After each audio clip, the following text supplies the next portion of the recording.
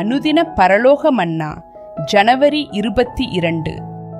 கர்த்தருக்கு காத்திருக்கிறவர்களே, நீங்கள் எல்லாரும் திடமனதாயிருங்கள், அவர் உங்கள் இருதயத்தை ஸ்திரப்படுத்துவார். சங்கீதம் 31 24.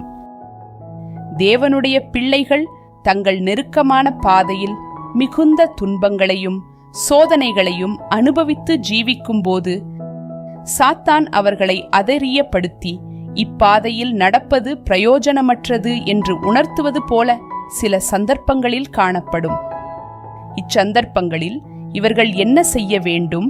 நம்முடைய இரட்சகரான இயேசுவை நாம் முன்மாதிரியாக கொண்டு பிதாவின் முகத்தை தேடி மன்றாடி அவர் நடத்துதலுக்காக காத்திருப்பது அவசியமானது. உலகம் நம்மை நிந்தித்து பல பொய்யான காரியங்களை குற்றமாக பேசினாலும் நாம் தைரியமாக தேவனுடைய நடத்துதலுக்காக காத்திருப்பதே மேலானது. அவரே நம்மை ஸ்திரப்படுத்தவும் பலப்படுத்தவும் ஆதரிக்கவும் பலமுள்ளவராக இருக்கிறார்.